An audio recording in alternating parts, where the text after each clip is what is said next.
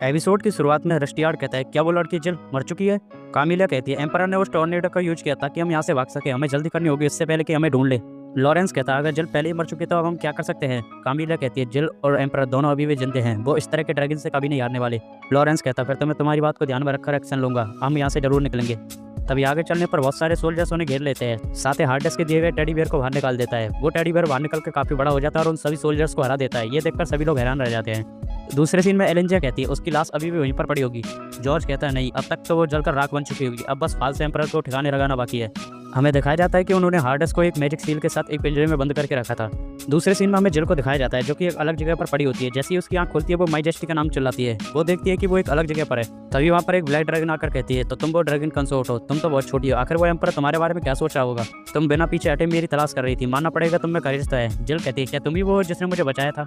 वो ड्रैगन कहती है, तुम मेरी परमिशन के बिना मुझसे क्वेश्चन कर रही हो? छोड़ो भी, मैंने तुम्हें स्कारलेट ड्रैगन की रिक्वेस्ट पर यहाँ पर टेलीपोर्ट किया है। अब मैं समझे आखिर वो स्कारलेट ड्रैगन तुमसे क्यों नहीं डर रही थी। ना तो तुम्हारे पास कोई ड्रैगन कंसोर्ट की रिंग है और ना कोई मैजिकल एनर्जी। नहीं, तुम्हारी मैजिकल एनर्जी सील हो चुकी है। ये कितनी नीच बात है। जिल कहती है, मुझे माफ करना, मैंने आपको पहले नहीं बताया, मेरा नाम जिल है। वो ड्रैगन उसकी बात काट कर कहती है, अभी तुम्हारा जजमेंट पूरा नहीं हुआ है, तुम कोई ड्रैगन कंसोर्ट नहीं हो, तो तुम यहाँ से जिंदा नहीं बच सकती। ऐसा बोलकर वो उस पर अटैक कर देती है। जिल एक पत्थर के पीछे छुपकर उसके अटैक से बच जाती है। वो कहती है, ये तुम क्या कर रही हो? अभी तो तुमने मुझे बचाया था। वो ड्रैगन कहती है, ये ड्रैगन का घोंसला है और ये कोई ऐसी जगह नहीं है जहाँ से कोई नॉर्मल पर्सन ऐसे ही निकल सकता है। जिल कहती है, हम ऐसा नहीं कर सकते, इस समय खुद ड्रैगन एम्परर मुसीबत में है। वो ड्रैगन कहती है, उसने इतनी छोटी सी लड़की को ड्रैगन कंसोर्ट सुना? इसमें कोई हैरानी की बात नहीं है कि हमारे अंडे हैच नहीं हो रहे हैं। वो उस पर दोबारा अटैक कर देती है। जिल उसके अटैक से बचकर दूर चली जाती है। वहाँ पर वो एक अंडे के छिलके को देखती है। वो कहती है, इसमें से मैजिक फ्लो हो रहा है। दूसरे सीन में हमें दिखाया जाता है कि बाकी के लोग एक गुफा में छुपे हुए होते हैं।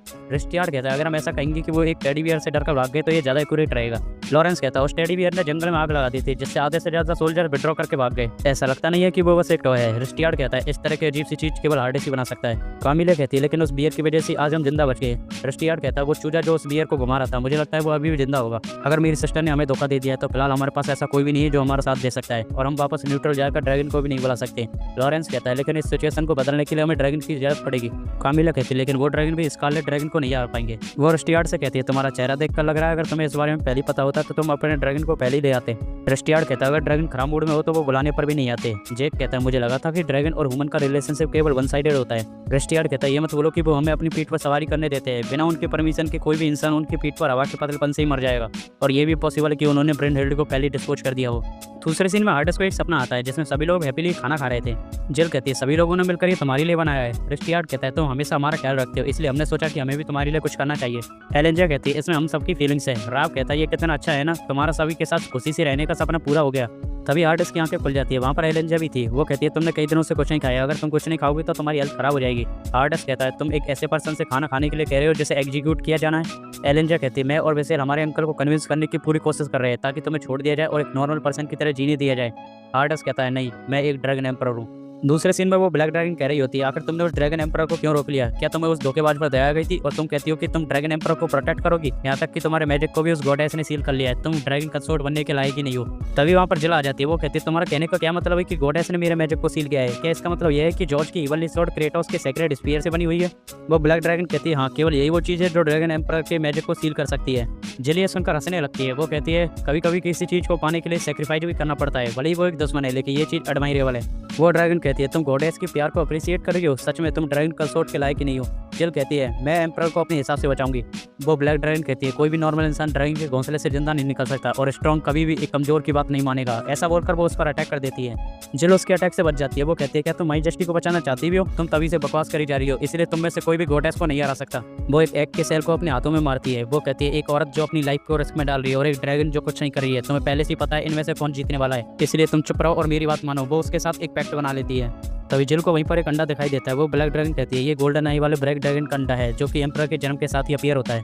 ड्रैगन एम्परर का हार्ट ही इसे बड़ा होने के लिए न्यूट्रिशन प्रोवाइड करता है और ये 10 साल के बाद हैच होता है, लेकिन जैसा कि तुम देख सकते हो यहाँ तक कि 20 साल के बाद भी ये हैच नहीं हो पा रहा है। अगर ड्रैगन एम्परर के मरने के बाद ये हैच होता है तो इससे एक मॉन्स्टर का जन्म होगा। शायद वो ड्रैगन एम्परर भी यही चाह रहा है ताकि उसके मरने के बाद पूरी दुनिया कर्ज में चली जाए। जिल संडे के पास जाकर कहती है, सब ठीक है, मैं यहाँ पर हूँ, इसलिए जल्दी करो और हैच हो जाओ। वो अंडा मूव करने लगता है। उसे देखकर वो ड्रैगन कहती है, ये अभी हिला। एक गोल्डन आई ब्लैक ड्रैगन को एक दूसरे ब्लैक ड्रैगन के साथ रहना चाहिए, मैंने इसके लिए 300 साल इंतजार किया है। जिल कहती है, ऐसा लगता है तुम्हें काफी लंबे समय तक अकेला रहना पड़ा है, मुझे माफ करना, तुम एक फीमेल हो और मैंने तुम्हें हिट किया। वो ड्रैगन कहती है नहीं, वो मैं थी जो अंडे के हैच ना होने की वजह से फ्रस्ट्रेटेड थी, इसलिए मैंने बिना सोचे समझे एक्शन ले लिया। तुम्हारी बात सच है कि मैंने अभी तक कुछ नहीं किया है, मुझे माफ़ करना। मैं बस यहाँ पर रहकर अंडे के हैच होने का इंतजार करती रही और डिप्रेस होती रही। जिल कहती है तो चलो साथ में मिलकर माजेस्टी को बचाते हैं। वो ड्रैगन कहती है अगर मैं यहाँ से गई तो इस अंडे का क्या होगा। जिल कहती है ये यहाँ पर सेफ रहेगा, इसे बार बार चेक करते रहना ही बहुत है। वो अंडा ग्लो करने लगता है। जिल कहती है मुझे पता है तुम सुन रहे हो, अगर तुम पीछे नहीं रहना चाहते तो जल्दी करो और हैच हो जाओ। वो अंडा गुस्सा करने लगता है। वो ड्रैगन कहती है तुम सही हो, तुम मेरी पीठ पर सवारी कर सकती हो। जिल कहती है क्या मैं सच में तुम्हारी पीठ पर सवारी कर सकती हूँ। वो ड्रैगन कहती है मेरी पीठ पर केवल ड्रैगन कंसोर्ट और ड्रैगन एम्परर ही सवारी कर सकते हैं। इसके बाद जिल उसकी पीठ पर बैठ जाती है और वो पानी के रास्ते होते हुए वहाँ से निकल जाते हैं। वो ड्रैगन उससे कहती है ड्रैगन कंसोर्ट अब हमें कहाँ जाना चाहिए। जिल कहती है हमें सबसे पहले हमारे दोस्तों के पास जाना चाहिए, वो यहाँ से ज़्यादा दूर नहीं होंगे। तुम मुझे जिल कहकर बुला सकती हो, मैं भी तुम्हें तुम्हारे नाम से बुलाऊंगी। वो कहती है मेरा कोई नाम नहीं है। जिल कहती है तो तुम्हारा नाम स्टिक कैसा रहेगा। वो कहती है मुझे नहीं चाहिए। दूसरे सीन में हार्डेस एलेंजिया से कहता है तुम्हें क्या लगता है जिल ने ऐसा क्यों कहा होगा कि मैं तुम्हें ना मारूं। एलेंजिया कहती है उसे तुम पर दया आ गई क्योंकि तुम्हें तुम्हारी बहन के द्वारा धोखा दिया गया और तुम उसे मारने पर मजबूर हो गए। हार्डेस कहता है मैं इतना लाचार नहीं हूँ, मैंने कभी भी तुम्हें अपनी बड़ी बहन नहीं माना। एलेंजिया कहती है मुझे पता है जो मैंने किया उसे माफ़ नहीं किया जा सकता, लेकिन मुझे ऐसा लगता है कि जिल ही वो होनी चाहिए जो मुझे मारेगी। हार्डेस कहता है क्या तुम अपनी जीवन की भीख मांग रही हो। एलेंजिया कहती है नहीं, मैं तुम्हारी बड़ी बहन रहने में फेल हो गई, ये उसका पश्चाताप है।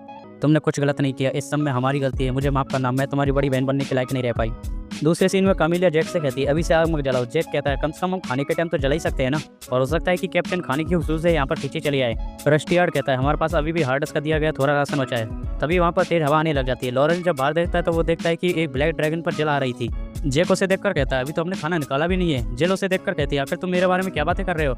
उनके पीछे वहाँ पर और भी ड्रैगन आ रहे थे। जिल कहती है मैंने इन्हें बताया कि ब्लैक ड्रैगन और प्रिंस को इनकी जरूरत है। रस्टियार्ड झुककर कहता है मैं आपका बहुत आभारी हूँ नोबल ब्लैक ड्रैगन। वो ब्लैक ड्रैगन कहती है ऐसा लगता है कि तुम्हें तो थोड़े बहुत मेहनत आते हैं। जेक और कामिला ये देखकर हैरान हो गए थे कि ये ड्रैगन बोल सकता है। तभी वहाँ पर साथ एम्परर के टेडी बियर को लेकर आ जाता है। जिल उससे कहती है तुमने एम्परर के टेडी बियर को बचा लिया, तुम्हें देखकर लग रहा है कि तुमने काफ़ी बड़ी लड़ाई लड़ी है, मैं एम्परर से तुम्हें ठीक करने को कहूँगी। वो लॉरेंस से कहती अब हमारे लिए एक प्लान तैयार करो। लॉरेंस कहता है हाँ बिल्कुल, अब काउंटर अटैक का समय आ गया है, भले ही हम संख्या में बहुत कम है लेकिन हम जरूर जीतेंगे। दूसरे सीन में एक सोल्जर एलेंजा से कहता है हमारे ऊपर अटैक हो चुका है, प्रिंस रस्टियार्ड और ब्लैक ड्रैगन इसी ओर आ रहे हैं। ब्लैक ड्रैगन का नाम सुनकर एलेंजा भी शौक रह जाती है। राव हार्डेस से कहता है ऐसा लगता है कि ब्लैक ड्रैगन ने जिल को एक्सेप्ट कर लिया है। हार्डेस कहता है ऑफकोर्स वो एक ड्रैगन कंसोर्ट है, इसके अलावा उस पर तुम्हारी ब्लेसिंग है। वो सभी लोग अपने ड्रैगन के साथ वहाँ पर आ गए थे। लॉरेंस कहता है हम एम्परर को जरूर छुड़ा लेंगे। दुश्मन के सोल्जर्स उन पर अटैक करने वाले होते हैं लेकिन रस्टियार्ड अपने ड्रैगन से उन पर फायर अटैक कर देता है। जिल ऊपर से हार्डेस की कैरेज को ढूंढने लगती है, तभी उसे कैरेज पर एलेंजा दिख जाती है। वो जिल के पास आकर उस पर अटैक कर देती है। वो कहती है मेरे अंकल कह रहे थे कि तुम मर चुकी होगी लेकिन मुझे पूरा भरोसा था कि तुम अभी भी जिंदा हो। जिल जब हार्डेस की कैरेज को देखती है तो उस पर एक ड्रैगन किलिंग स्पेल लगाया हुआ था। एलेंजिया जिल पर दोबारा अटैक करती है लेकिन जिल उसे रोक लेती है। एलेंजिया कहती है मुझे लगा नहीं था कि तुम अपने मैजिक सील होने के बावजूद भी मेरे अटैक को इतनी आसानी से रोक लोगी। वो उस पर दोबारा एक अटैक करती है और जिल की स्वॉर्ड को तोड़ देती है। वो उससे कहती है विड्रॉ कर लो जिल, मैं तुम्हारा दोबारा पीछा नहीं करूंगी, मैं तुम्हें दिखाऊंगी कि मैं भी हार्डेस को बचा सकती हूँ। जिल कहती है फिर तुमने उसे धोखा क्यों दिया, अगर तुम उसे बचा नहीं चाहती हो तो तुमने उसका साथ क्यों नहीं दिया। जेक कहता है हम एम्परर को बचाने के लिए अपनी जान भी गवा देंगे। एलेंजिया जिल की गर्दन पर अपनी स्वॉर्ड रख देती है। उसी समय पर रस्टियार्ड आकर अपने वीपन को एलेंजिया पर पॉइंट कर देता है।